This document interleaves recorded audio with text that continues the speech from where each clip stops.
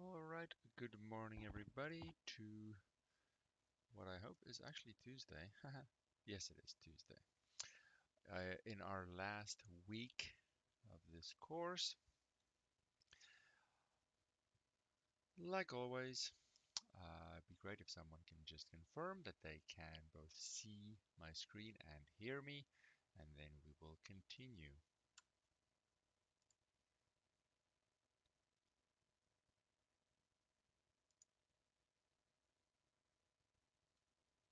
Perfect, thank you.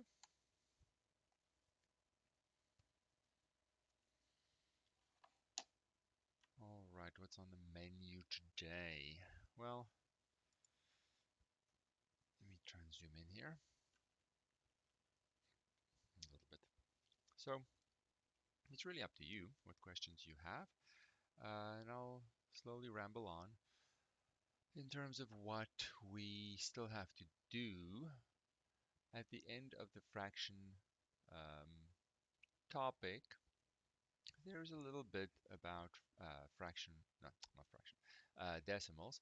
I will say first, let me just go to fraction arithmetic first. Um, you should feel free to skip the section 14.2.7, understanding division. It needs a rewrite.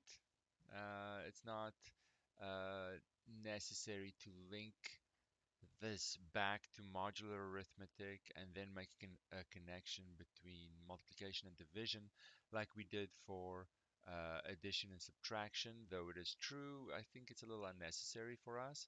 And we can look at the method for division and get the shortcut by switching it to multiplication by the reciprocal by way of looking at that instead. I don't think it's necessary to discuss a deeper understanding mathematically.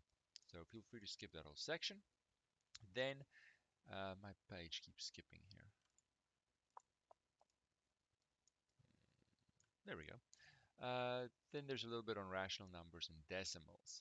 So what we want to be able to do as well is be able to convert between fractions and their decimal versions. Uh, so I don't want to skip chapters, but we will get to that question that is listed. So the converting a fraction to a decimal gives us another chance to practice our long division.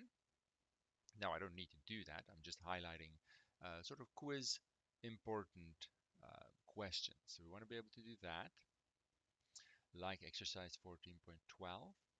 Then the other direction of conversion is really a good first time to start bringing in algebraic concepts where we want to be able to have a decimal number. Let me zoom in a little bit.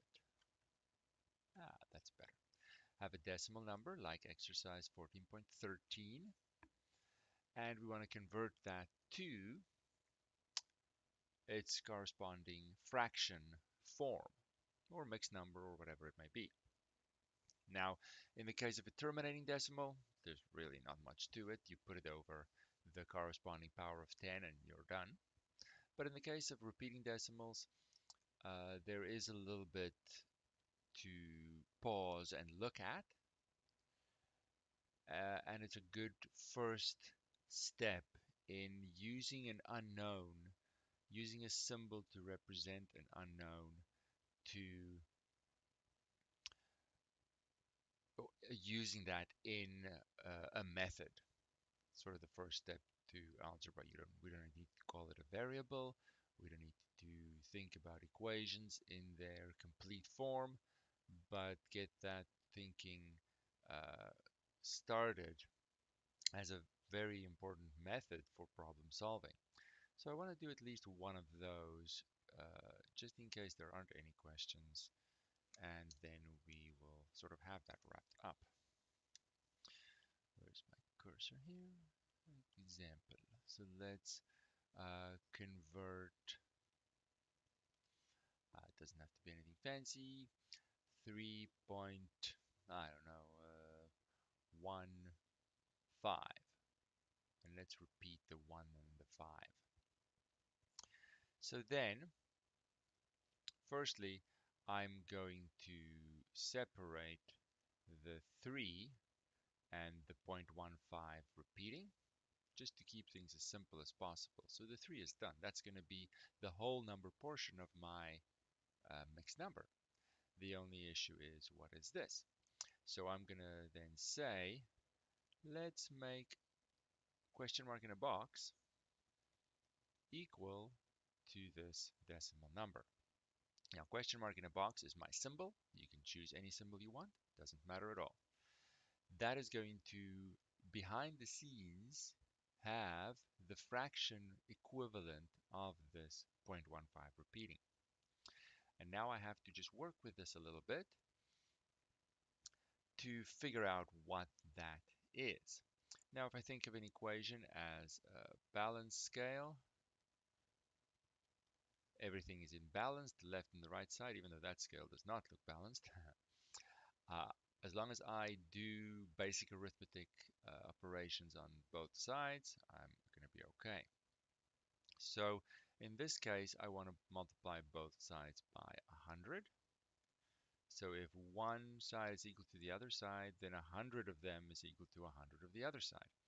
And when I multiply the decimal number by 100, I can very easily do that by shifting the decimal place, in this case 2 positions to the right. So I'll have 15.15 repeating, because there are infinitely many 1/5s. Now I want to get rid of this decimal portion that is giving me problems. So I want to take away 0.15 repeating, which would then cancel the decimal portion perfectly. But I have to do it on both sides so everything stays in balance. But when I look up here, the decimal number 0.15 repeating is exactly the same as question mark in a box. So I can keep everything in balance as long as I subtract question mark in a box. So now I have subtracted the same thing on both sides. So I have 99 question marks in a box on the left, and I have 15 on the right. Now, depending on your comfort with equations and variables, there's very little needed here. All we have to notice is that we can rewrite a multiplication sentence to division sentence in every case. They start uh, at a very young age with fact families, and realizing that it's just the shuffling of these 3 pieces, and I can create a decimal number. Oh, sorry, a division sentence rather. And that is then equivalent to 15 over 99. Then I have to go back and say, oh, okay, it was actually 3 whole portions and 15/99ths, if you will. And there is my answer. So it's a nice little introduction to start the algebraic thinking, not calling it a variable, not really talking about equations and what you can and can't do, but that thinking is starting to seep in, because it's very important. Yes. Uh, Stephen, I have a question. Like, if we get a question like this in the quiz, do you want us to show each and every step? well, you have to ask yourself, if you don't use this method, how are you going to find the answer? In the repeating decimals, rather, right? Some decimals are super easy. In this And no, like case, sometimes I just like do it on a rough work, and so that I spend less no, I time want to on see the showing the rough step. work. Oh, You should okay, you yeah. should put the rough work in. Really, Yeah. just in case, let's suppose I go through this, I understand the method, this is what I'm going to do, but I just make a little mistake somewhere. I subtract whatever, 10 instead of 1, question mark. I still have shown that I understand the basic method. I just made a little mistake. So then that way I can get part marks for showing my understanding, and it doesn't have to be perfect. But if you Okay, just write 13 over 3, sorry, not 13, 3 and 50/99s, now I yeah, don't know. Did you just probably Google got it? that. Yeah. Do you actually Hmm. understand? Yeah, So it's hard to makes give sense. all the marks then. So it's Sure. really yeah, it's a covering all your bases situation. Thank you. No, put the rough work in. I want to see it. Okay, fine. Yes. Any other questions on that?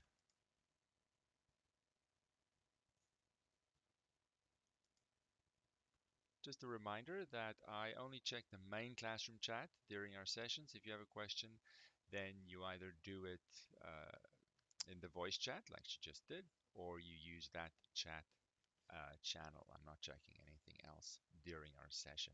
It'll be too confusing. Okay, so that's decimals. Then I have a little bit, which I'm pretty sure is in the video, on rounding, just because we need to be able to round. It comes up now and then, but not a lot. So there will be a quiz page on decimal numbers as well, converting back and forth. And the direction of the conversion is very different. Long division for one, perhaps a little algebra for the other one. Uh, section 15.5 is also really just, I don't know if I have a video on that yet. I thought I did. Doesn't matter. It's something that is optional, really just for information's sake. That, well, if we think about the two main issues that create anxiety in math, they are probably fractions and word problems. Then what would be the worst case? Word problems with fractions. And uh, approaching them in a calm and confident way takes time and it's not easy. So this section is just to sort of get us to be aware of sort of having fractions involved among words and the complications that that could present. How do I approach word problems? What do I do? But it's the same as any other problem, really. Just repeatedly go through it until you understand the question and don't continue until you can sort of make a diagram, make a picture, make sure you understand the question and a strategy and come up with a strategy for how to proceed. So it's very much linked back to the general problem solving chapter.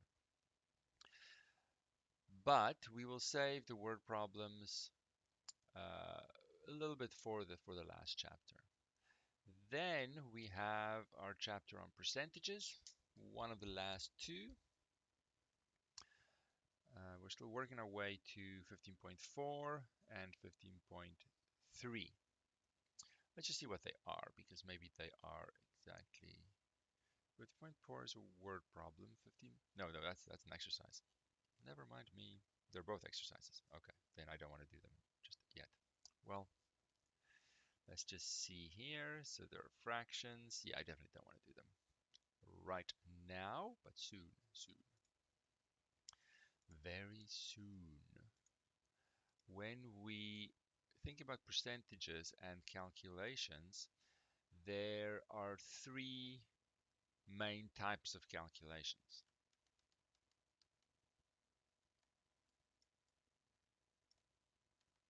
Now, we only need the first one for those two questions, but still I want to mention it. Let's say here, percentage calculations.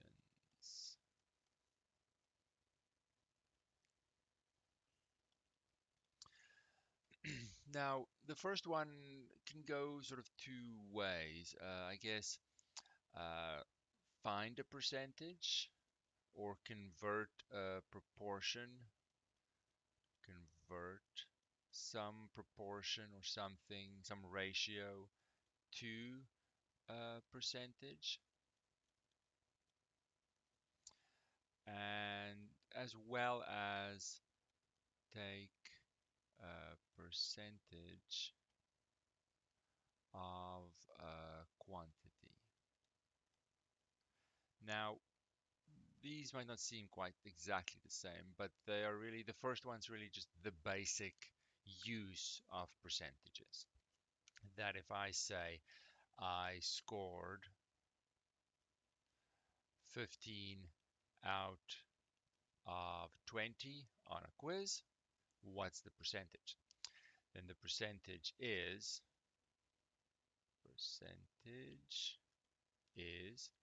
15 over 20, the corresponding ratio, proportion, fraction, use whatever word you want, and I just multiply it by 100 to get my 75, and that means 75%. If I do sort of the reverse version, and I want to know what is 80% of my quiz total, then the calculation is simply 80, well, different versions. Really, the percentage is a fraction, and I'm looking at the of keyword, so that's multiplication by 20, and then I get my answer. I can also use the decimal version, of course, and I'll get 16, but this is just the two directions. If I perhaps have the numbers and the quantities and the ratios, I can convert it to a percentage. Or if I have the percentage, I can sort of convert it to the corresponding ratio, which would be 16 out of 20. So those are the two basic ones. Now, of course, when I put a layer of fractions on top of this, instead of just simple whole nice integers, that can create some more confusion. So I certainly don't want to create confusion with problem 15.3 and 15.4. And I can't quite remember what the answers look like, but we can at least do some of it. I just want to see now, what is the simplest way to go through this? I think maybe 15.4 might be a little easier. It happened first in the questions anyway. And this actually goes back very nicely to, where is that? The section I told you you can skip for the quiz purposes. Very often in word problems, the numbers, if you sort of scan over that, oh, there's a word problem and it has fractions in it, it does not look very pleasant, or decimals or something. Very often people get intimidated by that, and it creates the illusion that it's more difficult to understand what the question is asking and how to proceed because of the presence of these more difficult numbers. And when I rephrase the question exactly the same, but I make the numbers simple integers, nothing has changed, but it just becomes so much easier sometimes. And so that's a very important strategy, that if the numbers are ugly, do exactly the same thing, but pick nice numbers. Like here, if the recipe calls, let me zoom in a little, see if I can zoom in. Oh, minor zoom. So we're doing 15.4. A recipe calls for 2 cups of sugar. Okay, the 2 is not intimidating in any way. But now the question continues and says you use 2.5 cups of cups instead. By what percentage did you exceed the recipe amount? Now that half, or that mixed number, could be making me think I don't know what to do. But what if this 2.5 was a 3? What if we make a new page first? What if I didn't have any fractions in that question? And instead of 2 cups of sugar, I was feeling I don't know what, and I used 3 cups of sugar. Is the question still confusing? Or if it was confusing, is it Does it present the same level of confusion? I argue no, it doesn't. So I should use 2 cups. I actually used 3 cups. I'm making it simpler so I can understand how I'm going to go through this question first instead of being distracted by the fractions and the difficult numbers. Nothing is going to change. The fact that I have easier numbers just makes me feel better. That was their question. By what percentage did you exceed the recipe amount? So this then means I exceeded it by the difference. 3 minus 2. New minus old. In a way, I like to think of new and old. What I did versus what I should have done. Cups. So that's 1 cup, of course. So then the percentage of, how do they phrase it here? By what percentage did I exceed the recipe? Percentage is, uh, let's say, just say for a second here in words, the difference or the change over the original or old,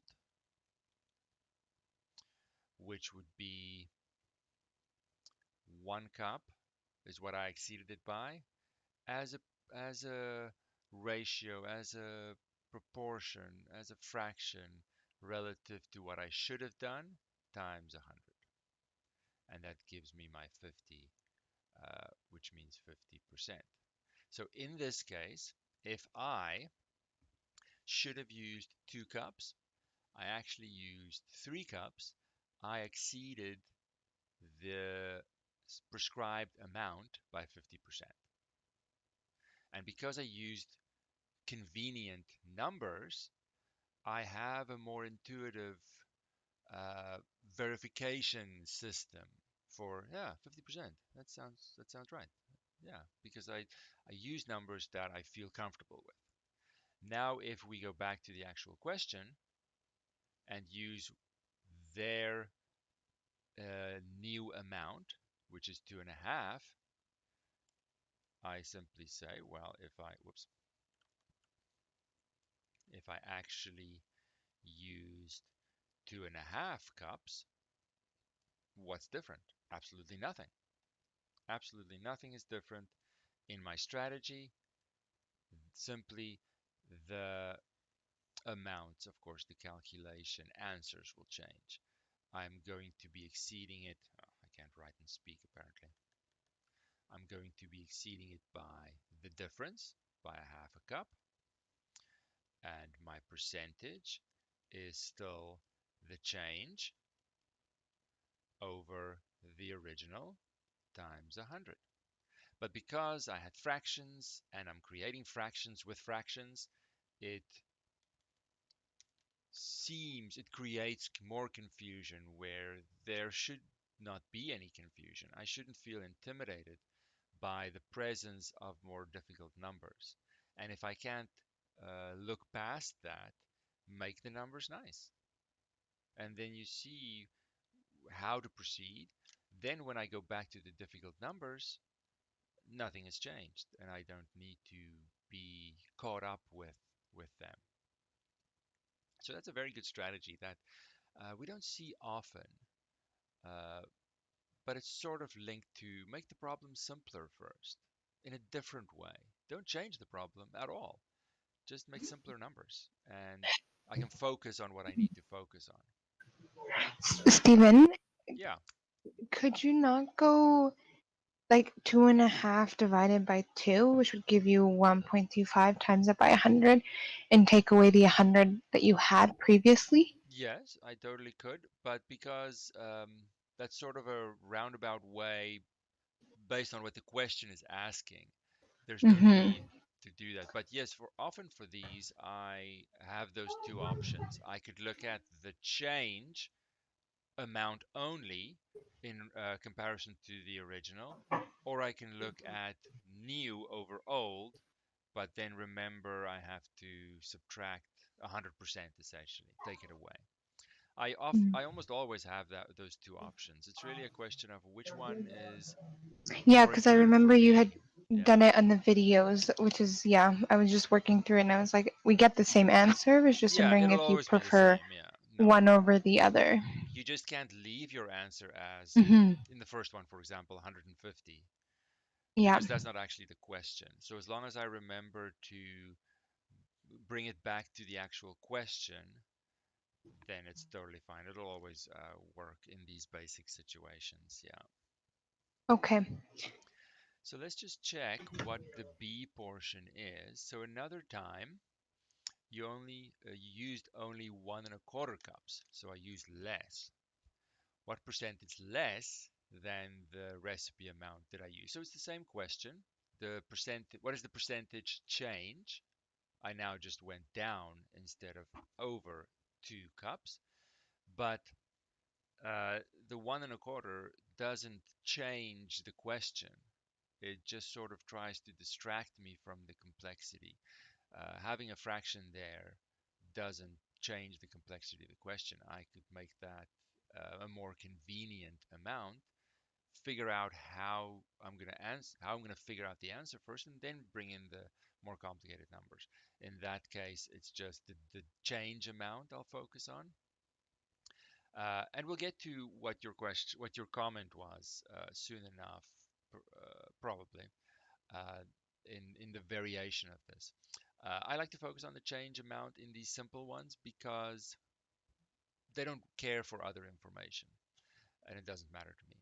The change is then 3/4 relative to the 2 cups. It's always relative to the original, or what I should have done, or the old number, or whatever you want to call it, and then I just make that a percentage. If the 1 1/4 is, or the presence of fractions is the thing that throws you off, then keep in mind a very useful strategy that no one does. No one thinks of this strategy without, or sort of out of themselves, to just make the numbers as nice as you can so that I can focus on the question and the strategy. And then when I change the numbers back, I really just overwrite them wherever I saw them. Oh, now it's not a 3. So that changes that and that and that, but nothing in my strategy changes.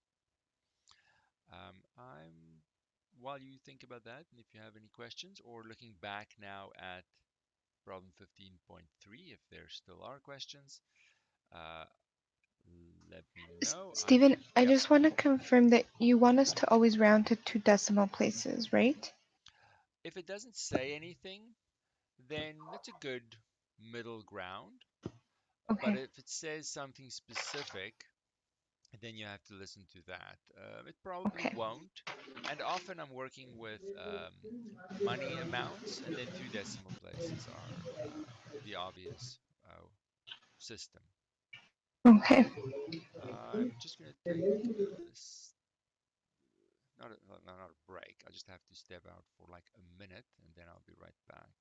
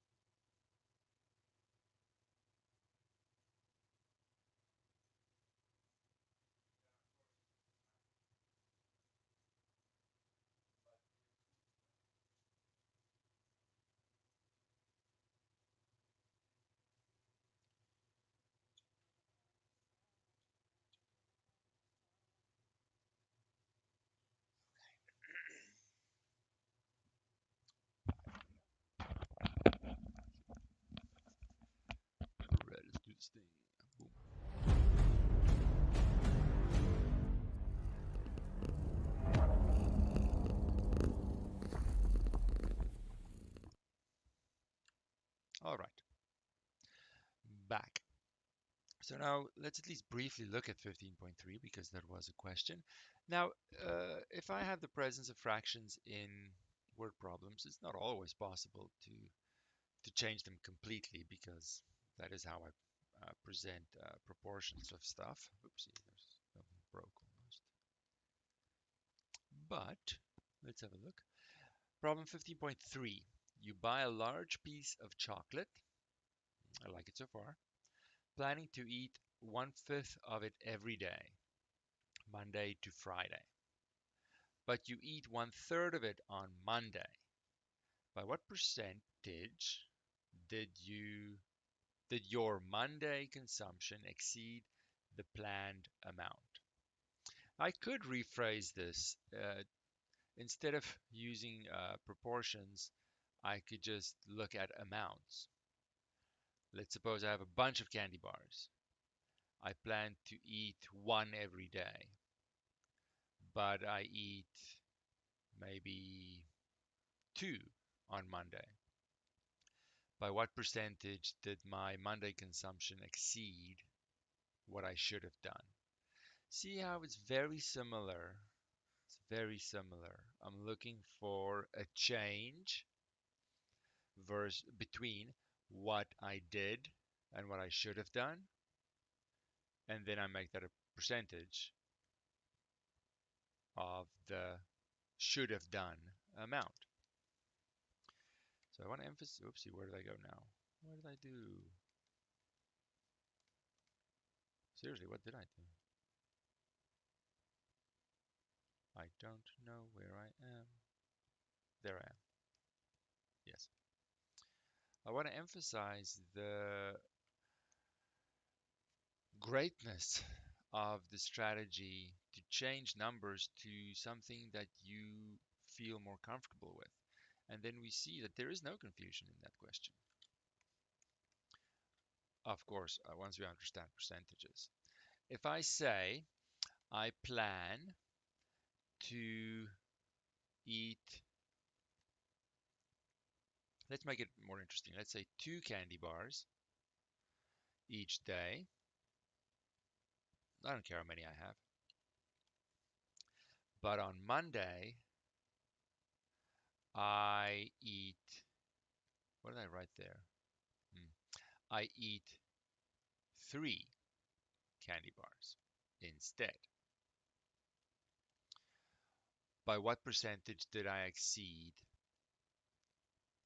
In other words, the percentage, uh, well, it's the percentage they're looking for.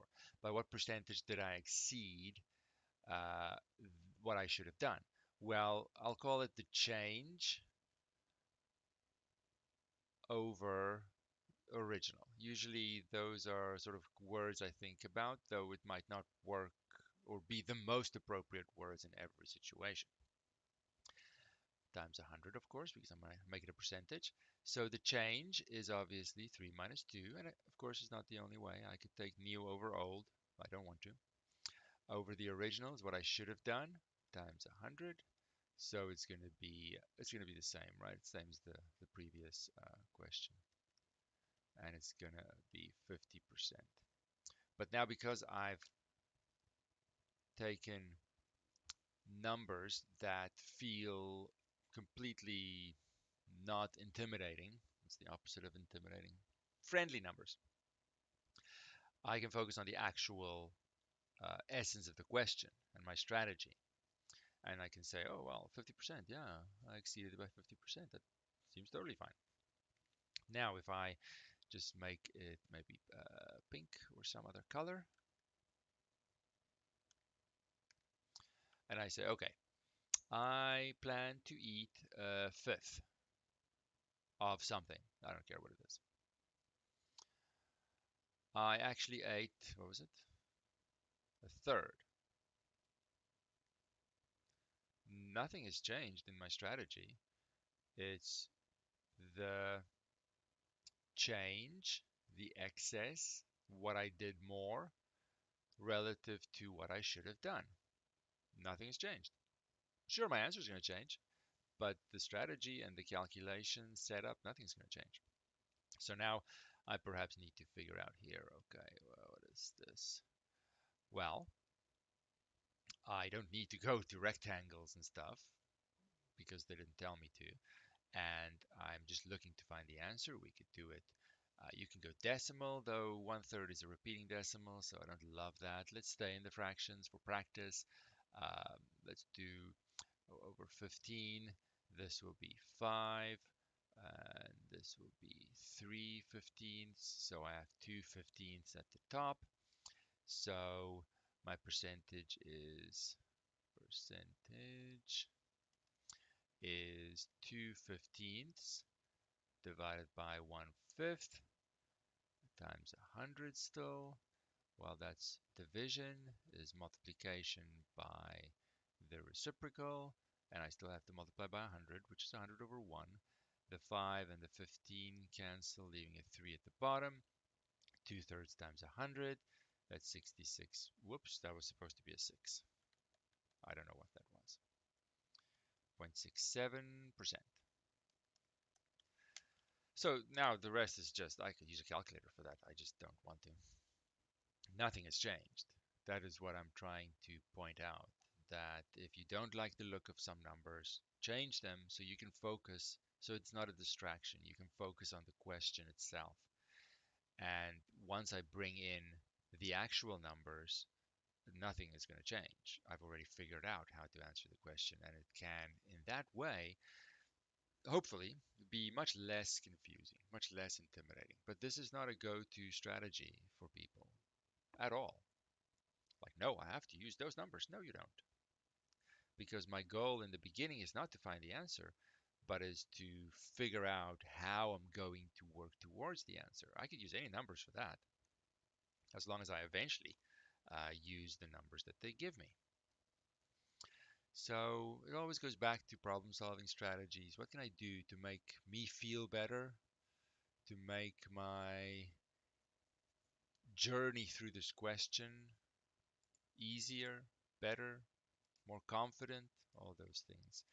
Those are the things I'm aiming for. And if I do those things, then the answer just happens. I never really worried about it.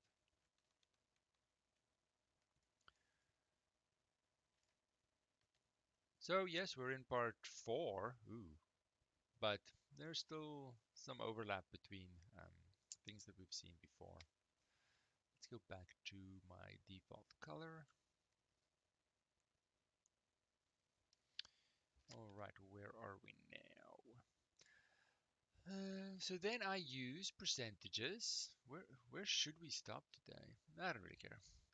Then I use percentages to do the crossover to algebra because we've already sort of seen a hint of it when we converted from repeating decimals to mixed numbers or fractions. There's already a hint of this question mark in a box occurring as a placeholder for something I just don't quite know yet, but I should. I just want to run through example 15.4 because there used to be a typo in there, and there might still be one, I think. So let me just double check. I can use this concept of an unknown placeholder depending on how the information is presented. So let's just read through example 15.4 at the bottom of page 135. There's a typo, I think. An item costs $200 during a 10% off sale. So it actually was more expensive. Then it got reduced by 10%. Now it costs 200. Let question mark in a box represent the original price of the item.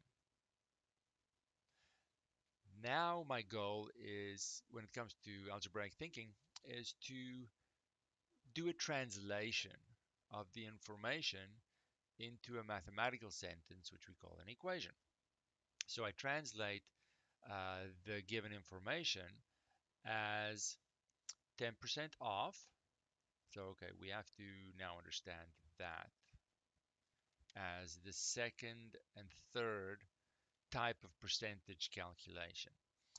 The second, I usually do this one first, is when I increase a quantity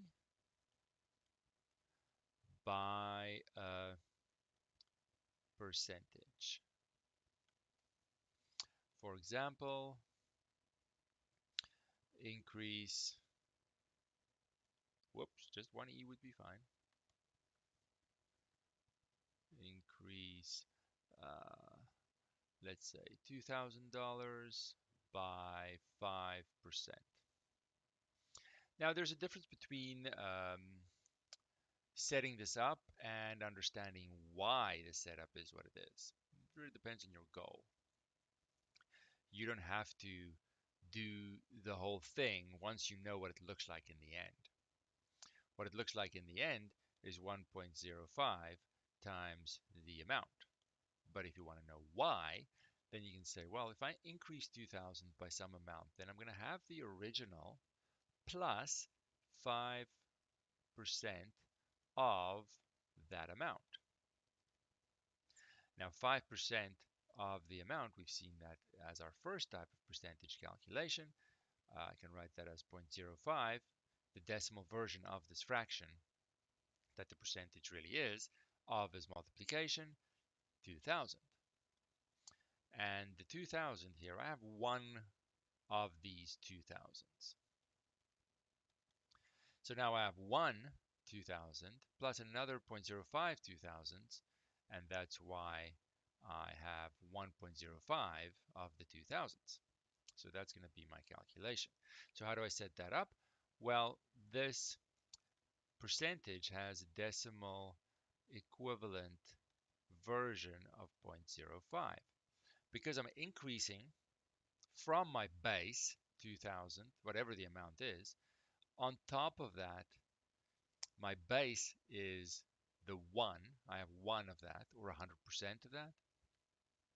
I'm adding on top of that a little bit, which is the decimal version of the percentage. And I can also do the same thing when I'm decreasing. Decrease a quantity by a percentage. For example, I decrease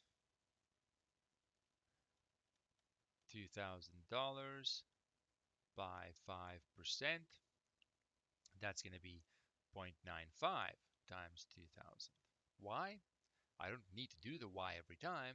Just need to have access to it if I need to. If it bothers me, why? Well, I'm going to take my 2,000 and then I'm going to decrease. So I'm going to take away from that 5% of 2,000.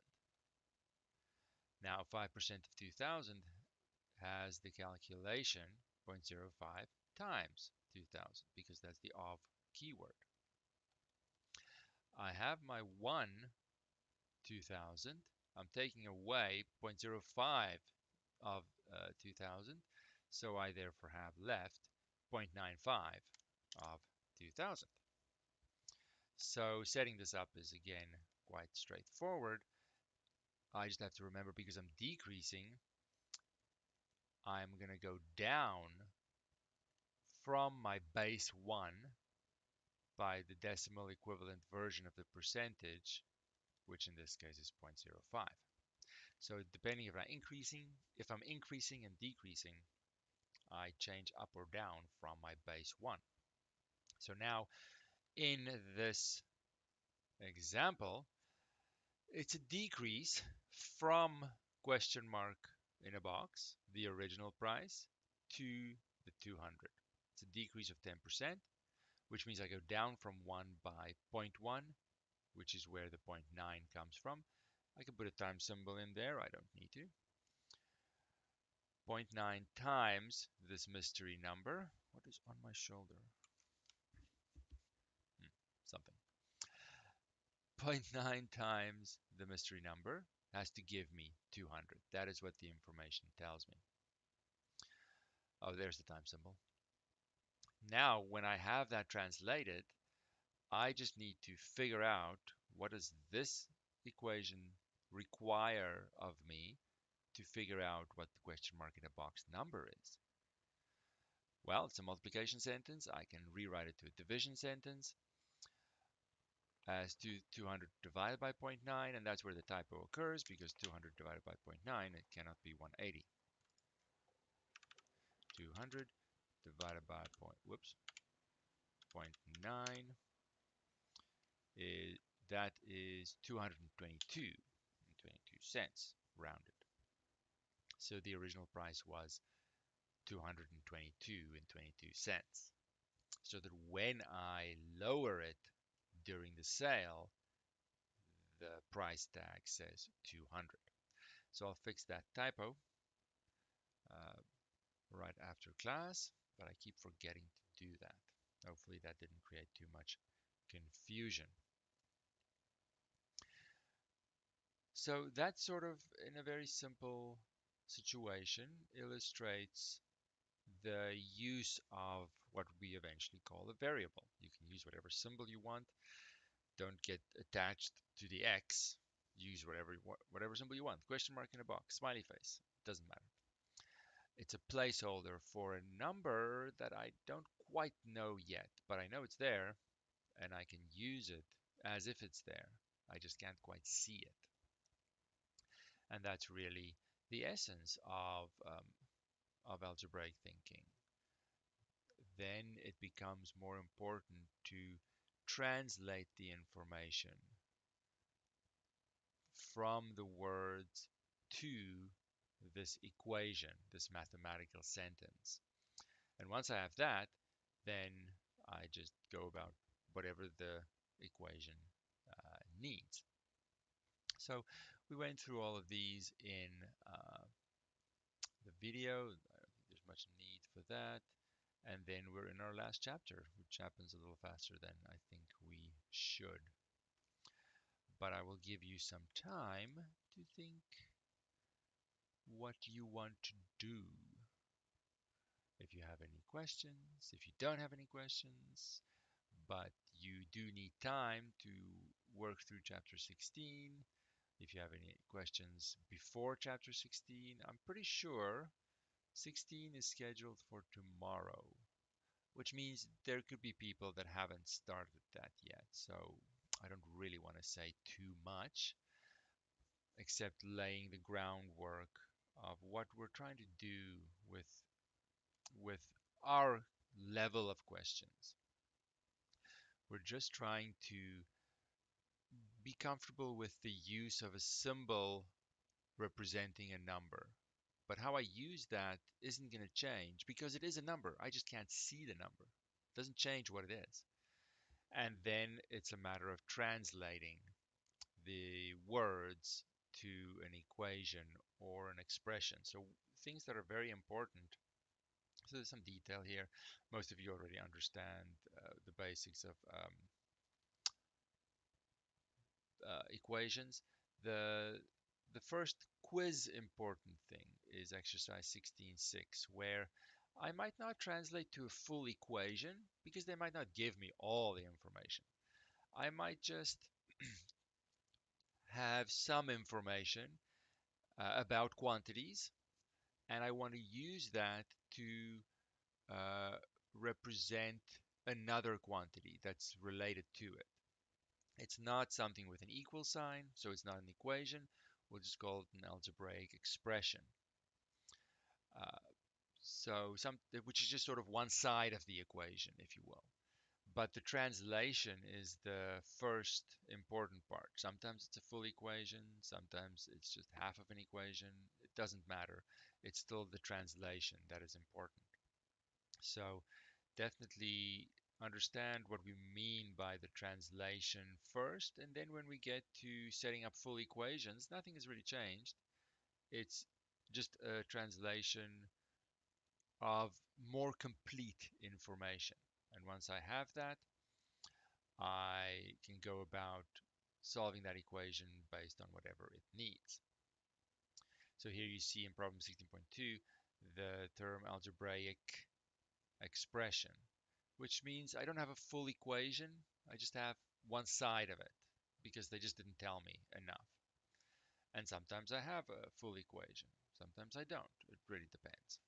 But it's the translation using those symbols that is the largest portion of what we need to be able to do.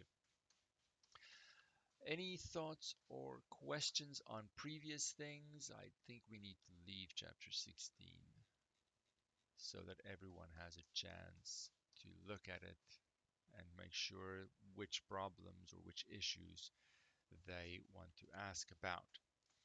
Just a little faster than I expected, but no one's saying anything. Someone did. Some people did speak, and I appreciate that. Um, but it's hard for me to know what the issues are if no one says anything. But maybe there aren't any issues. That is Stephen, always I have a question. As regarding the during the quiz, when we are doing fractions and we are doing making rectangles or whatever we want to, so you want us to just measure it and make it, or we can just do it freehand and just show it? Oh, no, no, no. Freehand is fine. It's And okay, okay, you because try and make the pieces as equal as you can, but yeah, I've never had any problem. If slightly off, everyone knows what we all know what we're trying to do. They don't have to be perfect in any way. You see, mine is never perfect, but we still I'm get. just wondering for the quiz, Oh, I no, was no, no. just trying to take a ruler and try to get it right, and I'll waste a lot of time for that. I So mean, if you really are OCD about it, then go right ahead. But if you don't care, I don't care. okay, Yeah. yeah, thanks. No, I think the time can be spent in better places if you're, especially with fifths. My first two are always smaller than the other three, but Mhm. it doesn't matter. No, Okay. that would, yeah, I would go crazy if I started to measure stuff. Yeah, I just thought maybe it's the quiz you wanted just perfect. So No, the important thing with the quiz is uh, to demonstrate that you understand how let's call it rectangles, how the rectangles are used to get to the answer. mm, I had some independent studies in the past. Actually, no, any test. It doesn't even have to be independent studies. I just remember. I've yeah, had some people in the past write the quiz on that specific question, and then uh, just write the common denominator shortcut version. I'm like, no, everyone can do that. That's not the point here. The yeah, point is to get the rectangles to get you to the answer. You can yeah, verify on scrap paper, you could use a calculator, you can do whatever you want to verify your answer, sure. But how do we use the rectangles to get us to that answer? That is the question. yeah. I get that, Yeah. So and that's the main trap that people are so tempted. I just want to find the answer. It's not really about the answer. yeah, it's just to show the steps that we know Yeah. to get to the answer. Yeah. Yeah. Another thing is like not related to this. I was just wondering. What I understand is the quizzes have to be submitted by midnight of Sunday, right? You mean the portfolio assignment? Yeah, it's not the sorry. I said quizzes. Okay, it's not Yes. my mind. So, no, I just picked that to give people some time over the weekend. mhm, If they couldn't get to it because they're studying for a quiz or they're watching videos and they couldn't get to it yet, they still have the weekend. So that next week I can start finalizing the grades. Yeah. So I just picked Sunday at midnight. But if you submit it Monday morning at 2 o'clock, I'm still gonna accept it. And if I don't see your portfolio assignments, I could have just missed the email. I'll follow up with you first before finalizing anything. So it's a soft deadline. I just don't want to have it drag on, but I want to yeah, give people some time if they haven't gotten to it yet. It shouldn't take too long. I mean, it might, yeah. right? It's just like just finalizing the whole thing. I was just wondering you can concentrate on the quiz and then just Yeah, get back that's the to the idea. Focus on the yeah, quiz and then over the weekend wrap up yeah, the portfolio assignments. If you have a busy weekend for some reason, these things mhm. happen, and you need Monday, just let me know. It's really not a big deal. Yeah. Okay, thank you so much. Yeah. Any other questions? It seems like we're just gonna wrap it up early today, unless there's something else. A percentage chapter is not a big one, And it's a very, percentages are so useful to know more about, to just have a number sense. It comes back to number sense every time. But for different kinds of concepts, number sense for percentages is a very useful, practical skill to have that people underestimate. Or just comparing things. I have two size products. I look at, I used to eat a lot of Oreos. I've sort of cut it out. Uh, and you get two size Oreo boxes. You get the larger one, and then you get the one that's not quite half. I think it's like 300 grams. And then sometimes they would put one of them on sale, but it's not necessarily a good enough sale to make it equivalent to the other size. And then you have to think, well, which one is actually giving me the best value here? Because just because it's on a sale, just because Save on Foods has a little yellow tag, doesn't mean it's actually better. They're tricking you many times. That sale isn't actually a good thing. But because it's yellow, oh, people are going to go for it. I'm going to buy anything with a yellow tag because it must be better. It's not better. But with a sort of understanding of percentages and discounts and calculations and ratios, maybe price per 100 grams to be able to compare two things. With that number sense and skill, you're much more independent and self-reliant and can think for yourself, and that's a very important thing. When can we expect final grades? I don't know. When I graded everything, maybe next week, Wednesday, Tuesday. It really depends. If someone needs some more time, like if they have a very busy week, if they need a weekend, they need Monday for the portfolio assignment, then I'm going to wait for them. If everyone submits their portfolio assignments this weekend, then it can be earlier. But I want to have it just finished for everyone's peace of mind early next week is really the best I can say. Early next week. And then it's done. Yeah, it went fast. I like yeah, I don't know really what, if you have any thoughts about the pacing, if it was too fast, if you didn't like the Monday, Tuesday, back to back, if you would have been okay with 4 days instead of three. Any comments, feel free to share them. We don't often do the 3 day version. We usually just do the 4 day version in a week. I'm not sure if it's better. I like this one a little better personally, but your perspective might be different. So, any comments you have on tests or anything, don't feel free. Don't feel free. Don't hesitate. If it's positive or negative, you're not going to offend me in any way. If you want to say, your grading was horrible, I don't understand anything, you suck, that's also not constructive comments, but I still accept them. So don't hesitate to say what is on your mind. We can always make things better. Always make things better. You don't have to do it right now. I'm just saying, in general, you can. If you don't want to send me any comments, you can send it directly to Jonathan. Whatever. But if you have any strong feelings one way or the other, definitely there is a way for you to share that, and we want to hear that. Someone is typing. I just want to wait to see what they are saying. Maybe it is profound, deep, insightful, changing the way you think about Math 190 completely. No pressure at all.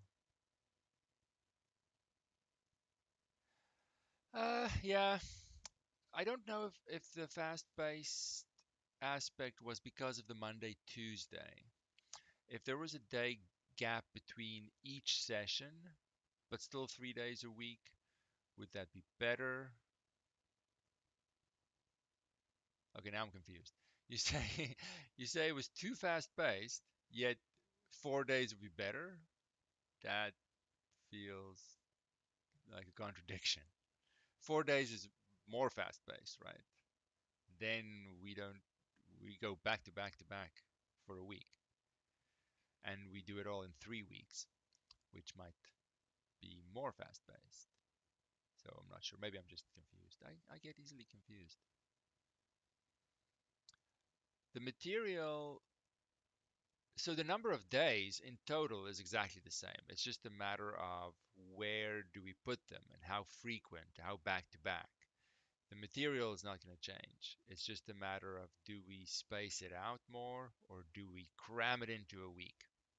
But uh, because we have the independent studies option available, it's exactly the same, but you can space it however you want.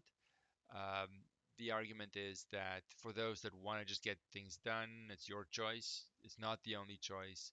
If you find it too fast paced, you're welcome to switch over. It's a little late now, but well, maybe not. I don't know. Usually it's done early, but because we have multiple options, it's it's not that big a deal. But I personally would have to have a really good reason to do a condensed version uh, of this course, especially with math. You need to sleep on things, and things just need to be mulled over and have time to process. And a condensed course doesn't always rarely gives a chance for that. But we have other options, so then it really becomes your choice. You shouldn't feel forced to do one format when there are others. But yeah, it's not easy. It's not easy. Not easy. But some of these topics, hopefully, they're easier than others. Some are more familiar than others. Most of you should have some grasp of algebra, and our difficulty isn't very high. I'm not sure what I was told the price is the same for the summer and the independent study. So I'm going to go with that because that's not really my area, nor should that really be discussed. But I don't know. That's not my issue. I just teach a course. I think we'll end it there. Or someone needs to say something. I feel you want to say something. Stephen, I want to say something. The I found the pace was okay. The only problem where I see is like we finish this thing on Thursday and we have the quiz on Friday. So if we had maybe like the weekend to work, No, I agree. I don't want that either, but some yeah, people that's have something. other things next week, right? And then it sort of overlaps with that, which creates Or more issues. So for the information I got gave me the impression that we needed to be done this week. And if I don't or give you some algebra, I feel I'm not doing my job. But it's not ideal. I don't like it either. Absolutely.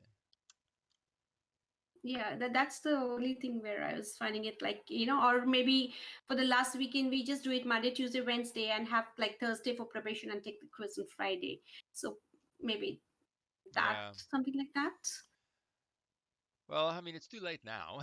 Yeah, it's too late. I'm just But telling you because I you asked me agree. for Yeah, feedback for the yeah, next yeah. time. So You know, I totally agree, but then you'd be surprised then if there isn't consistency in the weeks.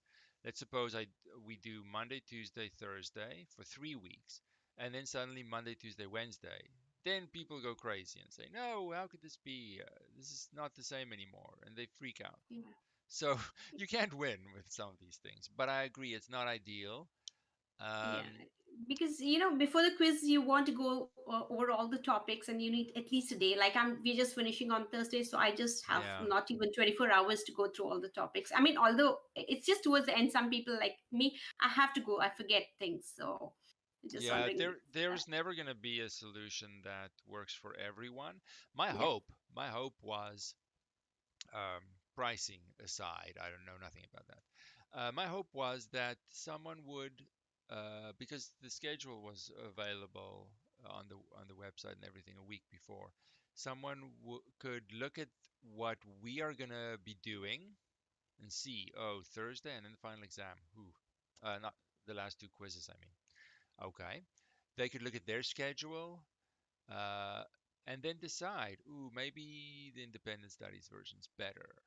or maybe I'm going to suck it up and do it because I have too many other things going on, and they can decide beforehand Yeah. because there No. are options. Because with a condensed course, you're never going to be able to find a schedule that fits everyone. Some people start new courses on Monday. Some people have already started this week and they just suck up the overlap.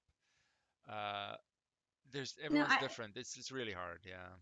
I was just comparing it with the like for the first quiz we got the weekend to work on it, right? So No, that's no, the only I thing I was agree. comparing. Yeah. Yeah, that's the only problem. Otherwise, I found it not too fast paced. That was like what I Yeah, had so what we signed up could for. So do, I suppose, to make it a little bit better is tomorrow definitely just go through what's on the quiz so at least it's more predictable and you know, okay, I need to look at this or I can skip this to make it a little bit more manageable. We can go through what each page of the quiz is going to yeah, be because we have such limited time. yeah. And hopefully, the only new thing you really have to study would be chapter 16. So if we're very clear on what you need to do there or what you can leave out, it might not be so bad. Yeah. I think there's a like the full video on word problems. So do you want us to go through that too? Yes, so it comes in different pieces. I think there is an introduction which you can do or skip uh, as you are familiar with equations. It really Mhm. depends on you. If you've never heard of variable and equations before, now you're gonna have to do it all. But Mhm. if you look at something like exercise 16.5 and you've seen things like that before, you know how to solve for x, then you can skip some of it. Then it's all a matter of translation. How do I go from the words to uh, the equation or part of the equation? That depends. And then the only way to get better at that is to really see some variety. So there are more exercises than usual, um, just to see if you're really happy with that translation. So the volume is a little bit more. The most important, so there's the translation part. And after that, the most important type of equation is 16.4 is the ratio equation, Mhm. which is very handy. And there's, of course, we need to do a number of examples to really get the hang of it. Then there are problems for those, but I know it looks like a lot of problems. I don't think the video's that long, though. No, it's not just. I mean, it's okay. And Stephen, if when I'm doing a word problem, if you have taught in a particular way, so if I have because of my previous knowledge, I just try to I get to the answer in a little different way. Is that okay? Yeah, no, that's fine. That's fine. I Okay. think what we can do is we can leave out section 16.6. That's the last section. More variables and equations. There is Okay. a separate video on that. Hmm. We could leave that out. Okay. For the quiz, I think it's good to do that's sort of the end of our difficulty that we're aiming for. I don't Hmm. think in grades 1 to 7 you're gonna need anything more than that because Hmm. what happens in grade 7 these days is not what should actually happen. So we don't need to go too far with variables and equations. Um, but for the quiz purposes, right. We could stop with uh, ratio equations, and that's the last section we need to do. And we can Okay. leave out section 16.6, more variables and equations, which Feel better makes with it a that. little bit better, tiny bit. Yeah, for sure. Thank you. But yeah, the volume. Can't remember how long the videos are. I don't think it's that long. I don't remember.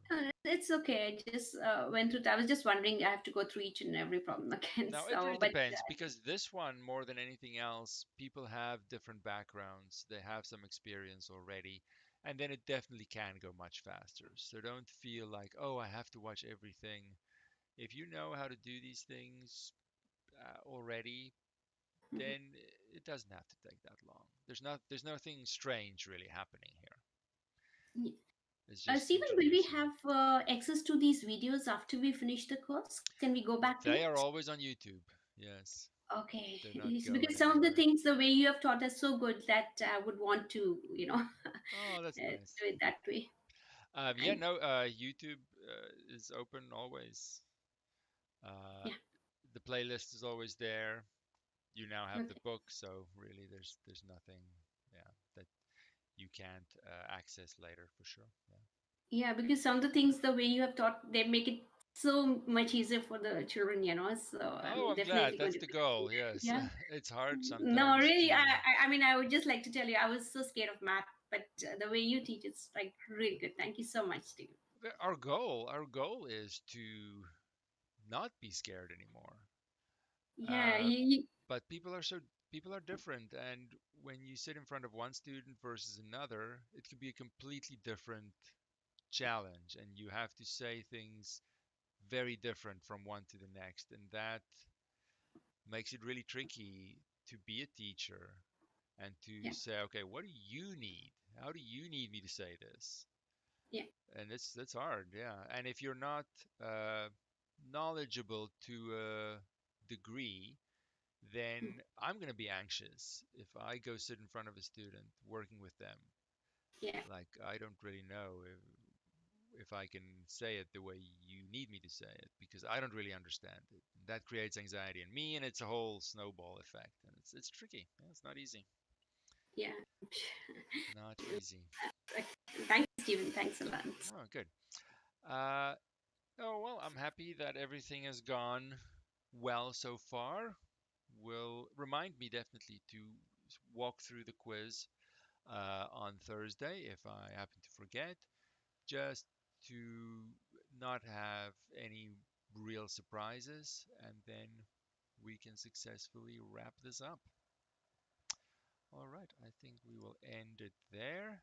Feel free to send me an email if you have any questions in the meantime, as you, I guess, start studying for Friday already.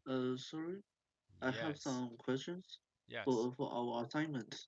yes. So yeah, some assignment questions said we need to show our works, and some does not.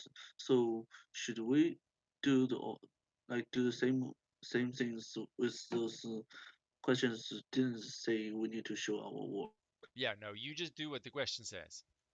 If the question says show your work, then you have to. If the question says nothing, then you do whatever you want. So we just give the answer. We don't need to write the step one by one, right? No, if it doesn't Uh, say anything, you can just write the answer. Yes. okay, understand. Thank you. All right. I'm still in Discord if someone's typing, but I'll end the video here.